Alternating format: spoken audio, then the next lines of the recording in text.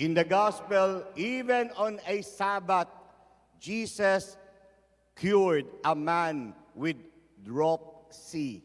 Dropsy. Pakiulit nga. Alam ba ninyo yung dropsy? Namamanas, nagtutubig sa loob ng mga bagay, yung cavities ng katawan natin. So, parang namamaga yung tao. And Jesus healed him on a Sabbath day. Sa mga Hudyo, pinagbabawal nila yon, no? Na gumawa ka ng anumang uri ng trabaho kapag araw ng Sabado. Jesus acted with integrity. Integrity. Pakiulit. Magandang virtue para sa, lalo na sa trabaho, no? Yung virtue of integrity. Integrity is not just doing things right. It is doing the right thing. Magkaiba yun, no? Kaya hindi lang yun, maganda naman ang pagkakagawa mo. Hindi yun. Yun ba yung dapat mong ginawa, no? Kung ano ang dapat nating gawin. This is integrity. And Jesus acted this way. It is not about what we say. Integrity is about what we do. No, marami sa atin kasi hindi kayo paniniwalaan ng iba sa lahat ng sinasabi nyo. People will not always believe what we say, but they will always believe what we do. No? Sasabihin nyo halimbawa, anak, huwag ka magsisinungaling, ha? Masama yun. May kumatok, mami, kapitbahay, bayad daw ng utang mo. Pakisabi mo, wala ako. Sabi niyo, huwag magsisinungaling. Wala nga pambayad, sasabunutan kita eh. Ano kaya yun? Huwag kang magnanakaw, masama yun. Opo, mami. Maya-maya. Tignan mo nga kung may pera yung pitaka ng tatay mo. Sabi niyo, huwag magnanakaw. Huwag ka na makulit, hati tayo. Yes! Kaya yung mga bata ngayon, minsan sanay na sanay magsinungaling, eksperto, batang-bata pa eh. Sabi ng kapitbahay, nandiyan ang nanay mo. Bakit po? Tungkol sa utang. Umalis kahapon pa. Tungkol sa utang, nababayaran ko sa kanya. Kararating lang, nandito na agad.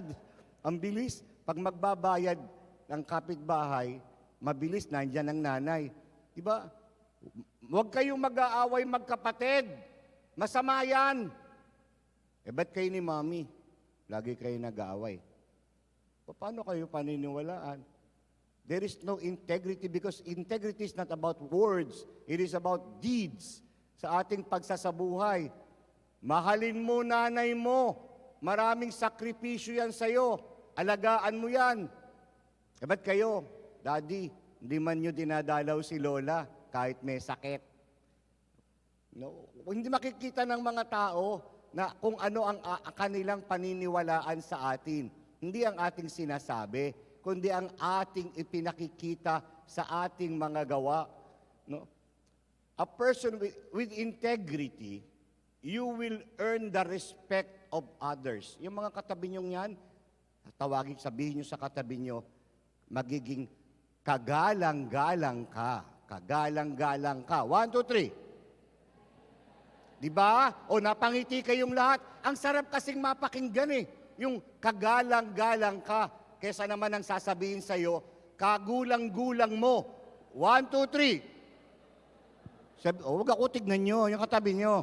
Sabihin nyo, kagulang-gulang mo. 1, 2, 3. Diba? Ang sakit pakinggan, ang gulang mo, pare. Ba't ka naman ganyan? Mas magandang mapakinggan, kagalang-galang ka. And that is a person with integrity. You know, a person with integrity will improve relationships. Diba? Pag sinabi mo, halimbawa, sa pamilya, mahal ko ang mga magulang ko. Pero, lagi nyo naman kasama, barkada nyo. Tapos, pinapalungkot mo pa sila. Paano mo naman nasabing mahal mo kung gano'n ang inuugali mo? The relationship sometimes breaks because of this. No? Kapag sinabi mong, mahal ko mga magulang ko, pero lagi mo silang pinapalungkot, sinungaling ka. Pakiulit niyo yun habang nakatingin sa katabi. 1, 2, 3. Ba't sa akin kayo nakatingin lagi? Sa katabi nyo, sinungaling ka. 1, 2, 3. Ano sabi? Lalo ka na. Kilalang kilala kita eh. Ikaw nga lagi mo pinalulungkot nanay mo eh. Di ba?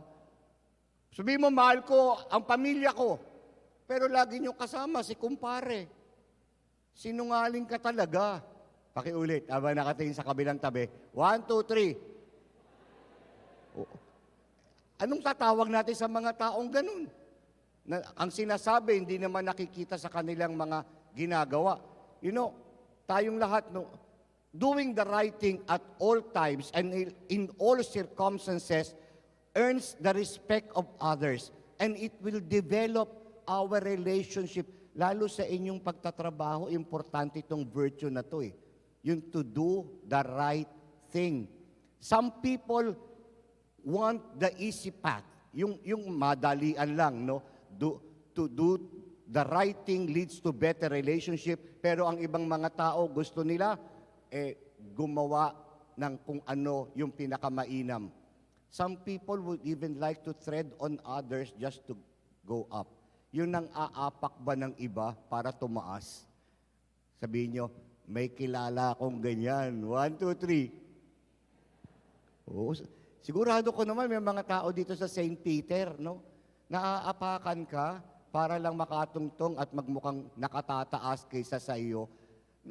Yan ay, sabi nga, kagulang-gulang naman ng taong ito, no? Kliyente mo na, inagaw pa sa iyo, no? Dahil mas magaling ang PR niya. May talagang kagulang-gulang ng taong yun. Hindi kagalang-galang. Most people would like the glory without the guts. Most people would like the prize without the persistence. Yung bang masigasig na pagtugon sa iyong mga tungkulin, sa iyong trabaho.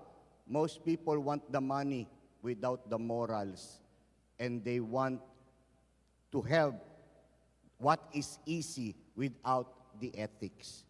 Ngayong araw na ito, napakaganda ng halimbawa ni Jesus. He did the right thing. Kahit may mga matatalas na nagmamasid sa kanya para may ibintang sa kanyang kamalian. Even on a Sabbath, he cured a man with dropsy. No, para sa atin, doing what is right is a reward in itself.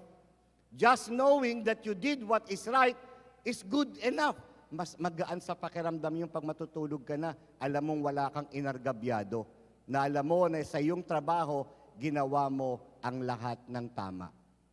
Do the right things. Imitate Jesus. Be like Jesus. To do things at all times and in all circumstances. To do the right thing because it is right. Simple lang ang dahilan. Ba't ko naman gagawin ng mga tamang bagay na yan, Father? Kasi ang paggawa ng tama ay ang tama mong gawin. Thank you for joining us. View our past broadcast on the St. Peter Community YouTube channel and St. Peter Community Facebook page. Don't forget to like, to share, to subscribe, and hit the bell so you can be notified on our upcoming activities. Maraming salamat po at laging tandaan